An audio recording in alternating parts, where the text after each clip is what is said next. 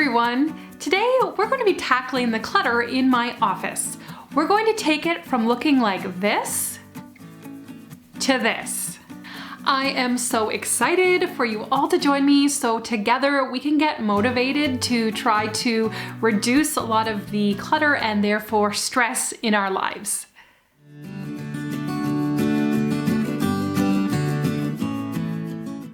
Okay, hi everyone, I am Jenn. You may have seen some of my previous decluttering videos where I decluttered my kitchen, my basement, my bedroom area, and today I felt like it was high time to tackle my office. Now, you may be looking at this space. Let me get out of the road here so you can truly see what it looks like. You may look at my office space, which is kind of a joined area with my music room, and you might be thinking when you look at it, Jen, it doesn't look all that cluttered to me. What do you need to clean up? What could possibly be stressing you out about this office? Well, what you see now is not what stresses me out. It's what's behind those closed doors right there. It's what's inside these drawers. It's what's inside the organizer on my wall. You see, my office space isn't necessarily less cluttered than yours. It's just all behind closed doors. Okay, let's chat about something for a minute here. I've been watching one of my new favorite YouTube channels, which is the Minimal Mom, and she started talking during one of the episodes about what type of an organizer are you? So apparently there are two types of organizers. One type is someone who prefers to have everything behind a closed door or in a drawer and doesn't like anything out. And if everything is behind something and you can't see it, they feel like they are organized and kept together. And then there is a second type of organizer, apparently, who likes to have everything out and organized where they can see it. So they're the type of person that if they have a desk, they want to have like baskets out where they can see all their pens are here, all their paper is here, or in their kitchen, they like to have everything lined up. Here's my coffee maker, here are my mugs, here's my stack of plates, and they're the type of organizer that feels better if they can see everything out and organized. And whoa, this was revolutionary for me to hear. I just assumed, like I'm the type of person obviously who likes things behind closed doors. I just assumed everybody was like that. I did not realize, I guess, that there's a second type of person out there who that doesn't feel clean to them. What feels clean to them is if they can see everything is organized. So I don't know why I didn't think of this before, but I think it's valuable to know which type of person are you. So, friend, you who are watching today, think about this, think about yourself. Which camp are you in? Which type of person are you? The reason I think you need to know yourself and know which type of person you are is because each type of person is going to struggle with organization in a completely different way. So a type of person like me, I'm going to struggle with organization in the fact that as long as it fits in a cupboard and I can close the doors, I think it's fine. So I'm going to accumulate a lot of stuff that can fit in a drawer or a cupboard. If you're someone like maybe one of my children who likes to have things out and organized to see everything, you might be more prone to accumulating clutter out on your countertops, on your tables, on your desk, where people can see it easily. And that's where you might struggle and you might need to really work to keep on top of that. So anyway, I just found this really interesting and I wanted to talk about it before I tackle my office because it's really neat to know each other. So yeah, let me know below which type are you. Okay, back to the task at hand. I want to give you a little tour of my office so that you can see how things are organized in here. First, what do I have in place? What strategies do I have in place that I think are working well, that I don't necessarily need to fix? The first thing I think is working well is actually this little like wall hanging thing right here. True story, this used to be in our little baby nursery when we had babies, and it held like our diapers, our wipes, all of, baby lotions, all the essentials, and it hung on the wall kind of right near the change table. And because you know me, I like to be friendly to the earth and repurpose items, I reused it in my office. And so I kind of have three categories. In the middle, you can see there's a bunch of papers in there. That is where I store like everything that needs to be filed. Every bill we get in a week, statements, tax papers, papers, anything like that, receipts, it all gets put in the middle there. In the bottom are essential things that are really, really important that I don't want to just have stuck where they need to be filed and I might not look at them for weeks and weeks. So the bottom one that is closest to the computer is important stuff. One of those important things is this envelope right here, and this has totally nothing to do with office organization, but I wanted to share with you guys about it because I'm really excited. As a Christmas present this year, we got a bunch of our kids, and for Andrew and ourselves as a Christmas gift, genetic testing. So we're going to be able to find out, especially for some of our adopted kids, just what their genetic heritage is. And I'm really excited to do a video review on this because I spent a lot of time researching. There are some really expensive companies out there, and there are some companies also that don't offer a lot of privacy and are a little sketchy that way. So I'm really excited to do a video in the future about what we had done here and what company we ultimately ended up choosing that was best for our family, super private and very reasonably priced.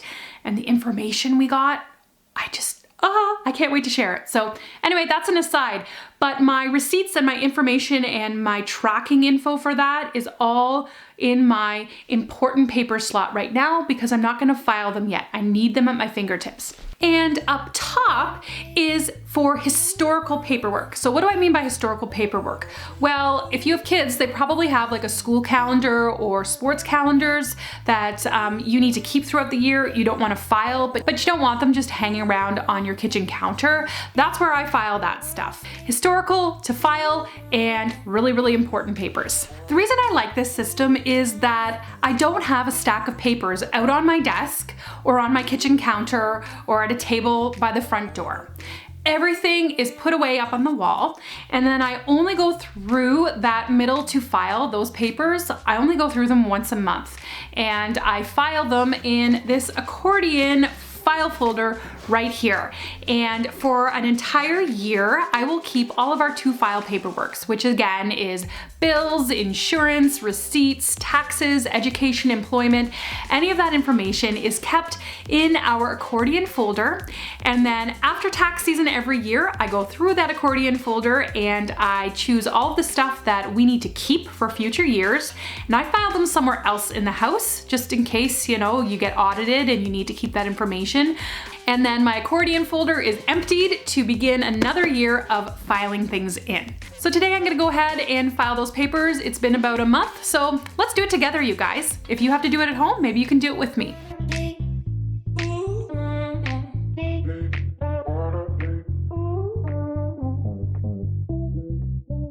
While I'm organizing this, I did want to mention we have most of our bills, aside from our credit cards, being automatically taken out of our bank account each month. So water, sewer, municipal taxes, hydro, gas, phone, internet, it's all automatic. Is this what you guys do? I mean, it's a bit of work to set it up with your banking institution, but I feel like it's such a time saver that on a weekly basis, I don't need to go through and pay a bunch of bills. It just automatically comes out of our account, and I pop any of those automatic statements that I get in the mail, I just put them in there to file for later. I don't have to do anything with them. I find this really easy. Besides bills and receipts and that sort of thing in the to file area, I also tend to put stuff like kids' crafts that they want to keep that aren't necessarily going to hang on my art line downstairs. I have a copy of my son's letter to Santa from this year. I have a calendar one of my kids made me, an art calendar for Christmas that I would like to keep, and it's something that I don't necessarily want out on my counter all the time. I might keep it out on the fridge for a little bit, but then I pop it into the to file, and when I go through it once a month, I will put this type of stuff. We've got some school pictures that the kids didn't end up handing out, but we want to keep them for sure, so we will put all this in our waterproof memento boxes down in the basement. So definitely, I mean, that to file area for me is about just popping anything that I don't want out taking up space on my counter or my desk. All right, I am completely done with that paper clutter. Because I have the right systems in place, it was not that hard. It was quick, easy, and painless. All right, next on the list is dealing with my drawer here in my desk. And we have containers for different things in our drawer to keep it neat and tidy. So it's really just a matter every time I need to clean this up of taking everything and putting it back in their containers, because I find my kids, for whatever reason, they'll put things back in the drawer and like the pen container is right there, but let's put it outside of the container just sitting in the drawer. Why don't we do that? So that should only take me like 2 minutes. I'm gonna do that right now.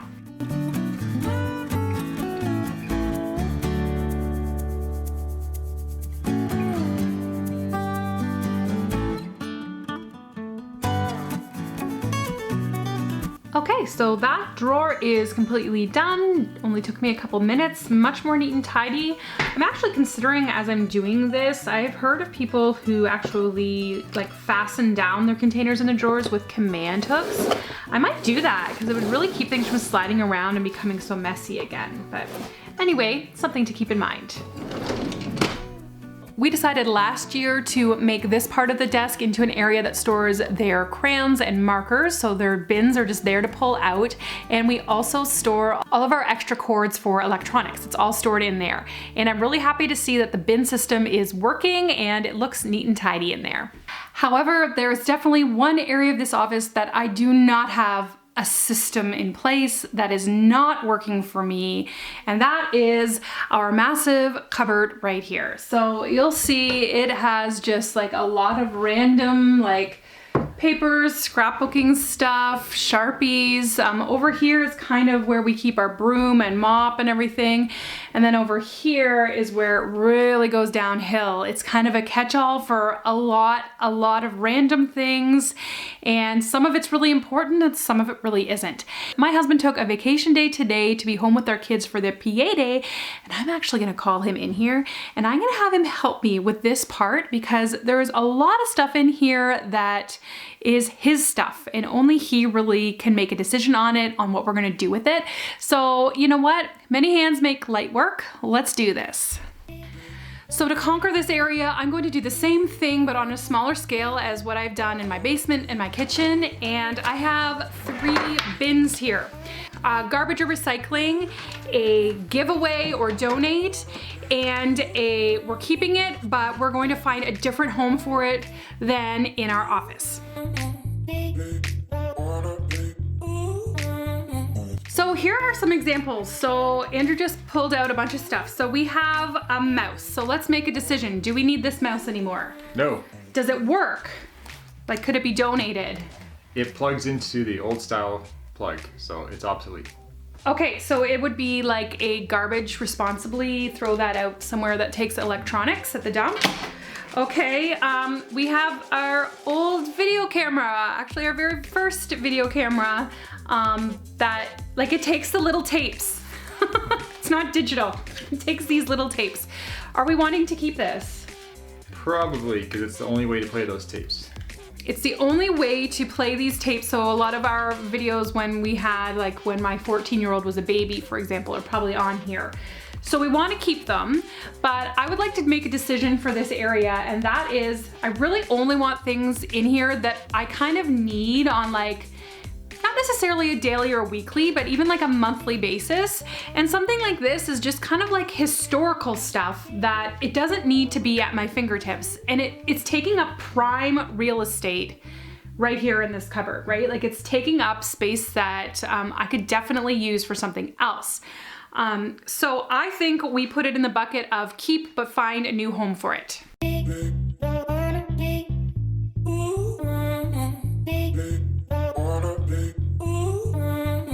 Okay, where are my scrapbookers at? I used to be an avid scrapbooker, but hello 21st century, now I do everything digitally for our photo albums. And I have this huge scrapbook organizer taking up space in here. And I just feel like I could probably repurpose it for something else, for a different type of organizer. I'm not even sure if I'm gonna keep it in here or not anymore. So I'm gonna set this to the side for now. And I'm gonna actually go through it and decide the things that are inside of it, whether I'm keeping them or not.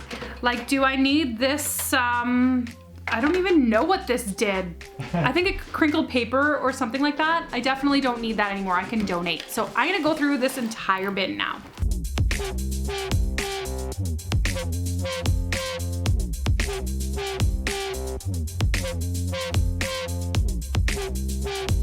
This is super funny. In my scrapbooking bucket, I just found all the paint colors I had chosen for the last house we built. It's really funny finding that.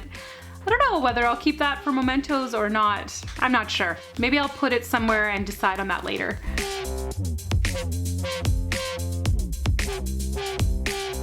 I'm finding quite a lot of stickers in here, and I actually do want to keep these stickers, but I have another sticker storage area and I just use them for when I'm like teaching Sunday school or the kids are doing crafts, that type of thing. So I will keep these stickers. When doing these cleanouts, it gives you a lot of perspective on just how much money you have wasted over the years.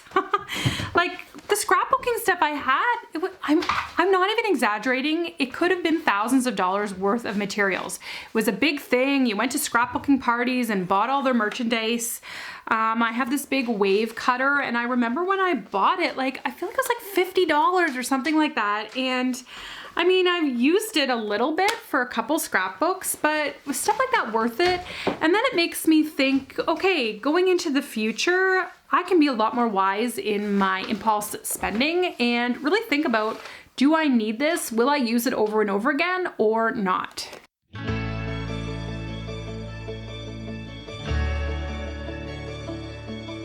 My husband just found this file folder full of all of our building receipts from the first house we built. Now, originally we had to keep these for purposes for claiming an HST rebate, but we really don't anymore.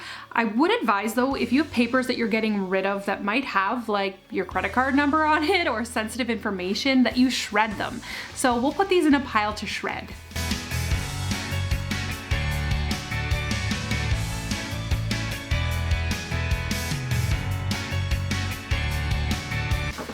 Okay, so I have almost completely emptied out my scrapbooking bin. I'm only going to keep a couple cutters and scissors actually, and maybe my cutting board from it. Everything else is being donated, but this is like a really great organizer. I'm gonna keep it. And my husband is coming across some things quite often, and that is ribbon for wrapping presents and little crafty things like that.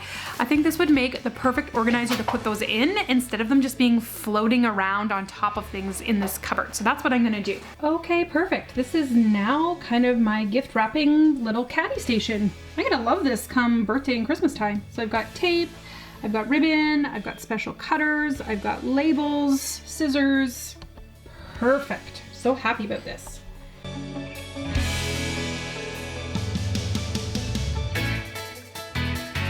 Okay, this is when organizing and decluttering is actually going to save you quite a bit of money, because look at all of the glue sticks we found when we were doing this. We've got 3 things of white glue so far. We have 6 glue sticks so far. I found 8 rolls of Scotch tape. So this is kind of embarrassing for me to admit, because I pride myself in being a little more minimal and not buying things I don't need. But there are a lot of times when kids are doing a school project or I'm wrapping gifts and we're like, we're all out of glue, we're all out of tape. Well, that's because everything was hidden in this abyss of disorganization. So now I know where everything is, and I probably don't have to buy glue or tape for at least another year. Okay, hun, so what are we finding back here? Lots of discs, empty cases. Like a million CDs and DVDs. So some of these will be giveaways. Some of these we would probably keep for historical, like family videos and stuff like that. Because we do still have a DVD player. What was that? Driver for an old printer. Don't need that anymore. Okay, so my vote is that all of the CDs and DVDs, unless it's blank ones that you are burning onto for home videos or something, I feel like we should just put them all either somewhere else or give away. Sound good? Yep. Okay.